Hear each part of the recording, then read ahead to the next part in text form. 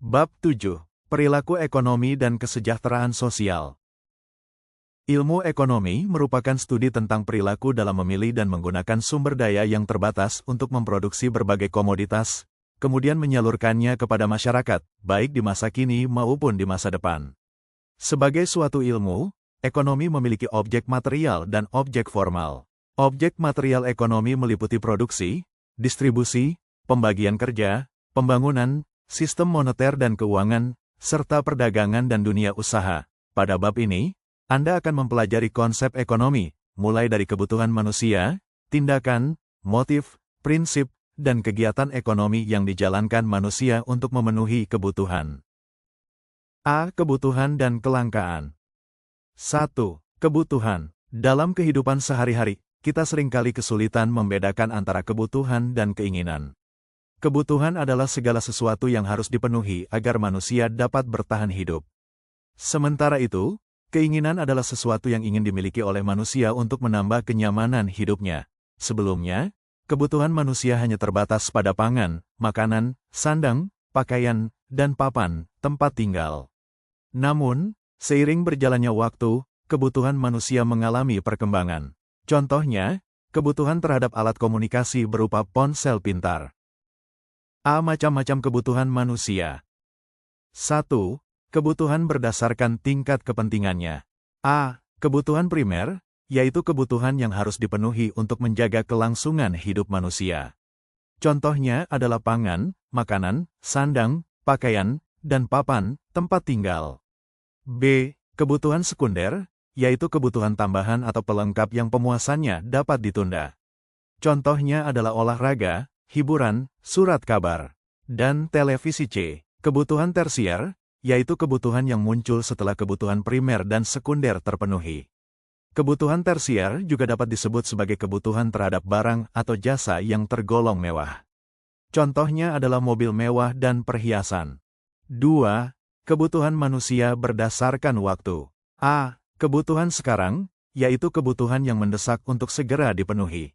Contohnya, jika seseorang merasa lapar, ia harus segera makan. Jika pemenuhannya ditunda, orang tersebut bisa kelaparan dan jatuh sakit. B. Kebutuhan yang akan datang, yaitu kebutuhan yang pemenuhannya dapat ditunda, tidak harus dilakukan saat ini.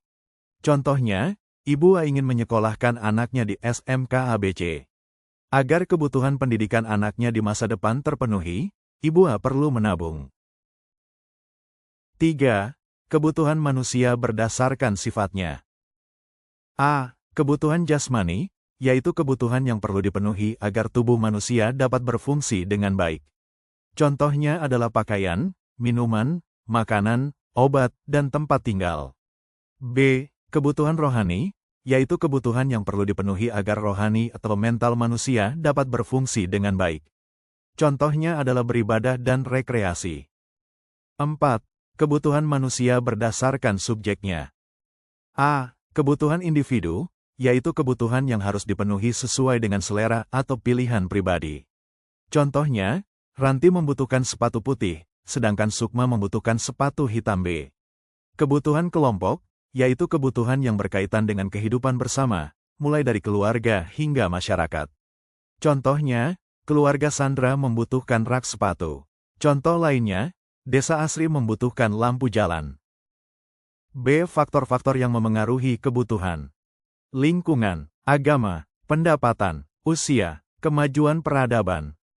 C. Alat pemuas kebutuhan. A. Benda substitusi, yaitu benda yang dapat menggantikan fungsi benda lainnya. Contohnya, singkong dapat menggantikan beras sebagai sumber karbohidrat, bas dapat menggantikan kereta sebagai alat transportasi, dan payung dapat menggantikan jas hujan. B. Benda komplementer, yaitu benda yang penggunaannya saling melengkapi. Contohnya, sikat gigi dengan pasta gigi, teh dengan gula, dan pensil, pulpen dengan buku tulis. 2. Kelangkaan. Pada pembahasan sebelumnya, Anda telah mengetahui bahwa berdasarkan cara memperolehnya, ada alat pemuas kebutuhan yang sifatnya terbatas. Keterbatasan sumber daya tersebut menyebabkan tidak terpenuhinya kebutuhan manusia sehingga menimbulkan kelangkaan efisien dalam menggunakan sumber daya B, menggunakan teknologi untuk proses produksi C, menjaga kelestarian sumber daya. B. Tindakan, motif, dan prinsip ekonomi. B. Tindakan, motif, dan prinsip ekonomi. 1. Tindakan ekonomi. Kebutuhan manusia yang tidak terbatas terhadap sumber daya yang terbatas memunculkan 3 pertanyaan mendasar. 2. Motif ekonomi. Motif ekonomi adalah suatu dorongan atau alasan yang mendasari manusia melakukan tindakan ekonomi. Motif ekonomi setiap orang berbeda-beda.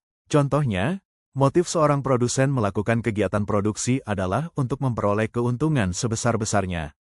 3. Prinsip ekonomi. Prinsip ekonomi adalah dasar berpikir yang digunakan oleh manusia dalam melakukan tindakan ekonomi, yaitu dengan pengorbanan tertentu diperoleh hasil yang sebesar-besarnya atau dengan pengorbanan sekecil-kecilnya diperoleh hasil tertentu. C. Kegiatan ekonomi. Kegiatan-kegiatan tersebut menunjukkan kegiatan ekonomi yang dilakukan manusia untuk memenuhi kebutuhannya, pabrik yang menghasilkan produk menjalankan kegiatan produksi. Pihak yang mengirimkan produk ke pedagang-pedagang lain menjalankan kegiatan distribusi. Produksi merupakan kegiatan untuk menghasilkan barang atau jasa agar dapat dimanfaatkan oleh konsumen. Pihak yang melakukan kegiatan produksi disebut dengan produsen. Untuk menghasilkan barang atau jasa tersebut, proses produksi mengombinasikan berbagai sumber daya ekonomi. Sumber daya ekonomi tersebut dikelompokkan dalam 4 faktor produksi, yaitu sebagai berikut. A. Sumber daya alam, bahan baku, B. Sumber daya manusia, tenaga kerja, C. Sumber daya modal. D. Kewirausahaan. D. Pelaku ekonomi. Dalam kegiatan ekonomi, ada para pelaku ekonomi yang terlibat. Para pelaku ekonomi tersebut dikelompokkan menjadi rumah tangga keluarga, RTK, rumah tangga produsen atau perusahaan, RTP, dan rumah tangga negara atau pemerintah. E. Permintaan, penawaran, harga dan pasar. 1.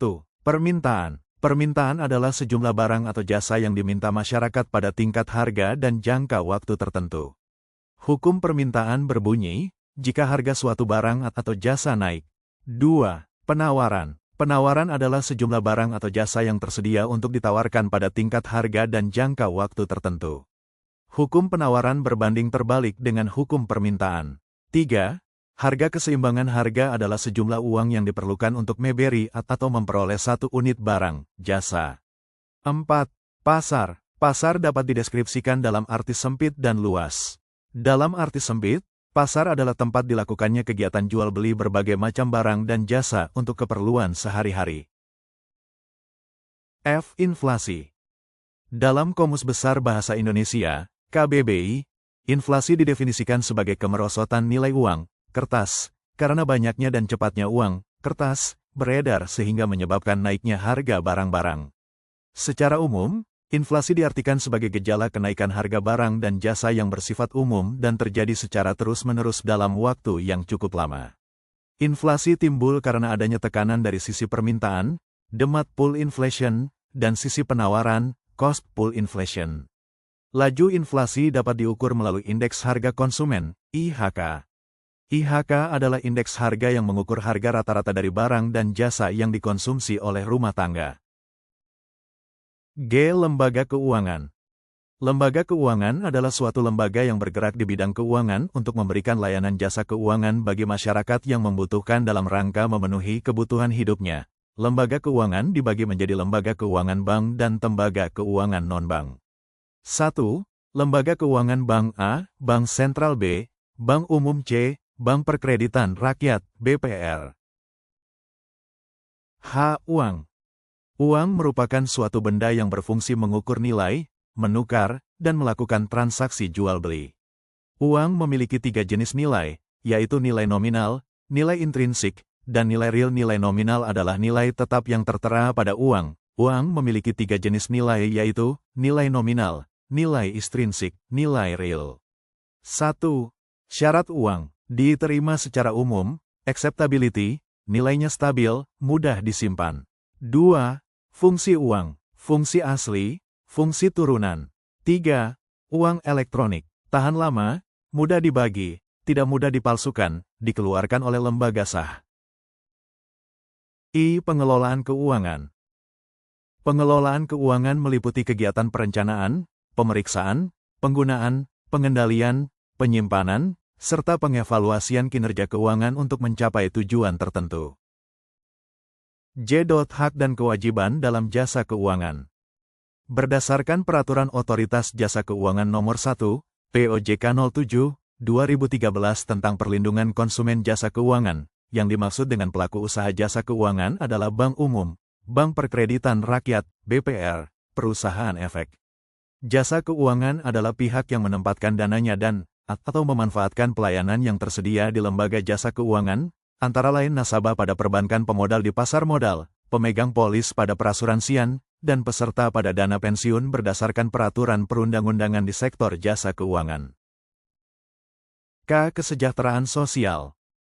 Kesejahteraan sosial adalah kondisi terpenuhinya kebutuhan material, spiritual, dan sosial warga negara agar dapat hidup layak dan mampu mengembangkan diri sehingga dapat melaksanakan fungsi sosialnya. 1. Pengaruh kelangkaan, permintaan, penawaran, harga terdapat kesejahteraan. 2. Upaya pemerintah mengatasi keselarasan guna mencapai kesejahteraan sosial. 3. Kegiatan ekonomi dalam meningkatkan kesejahteraan sosial.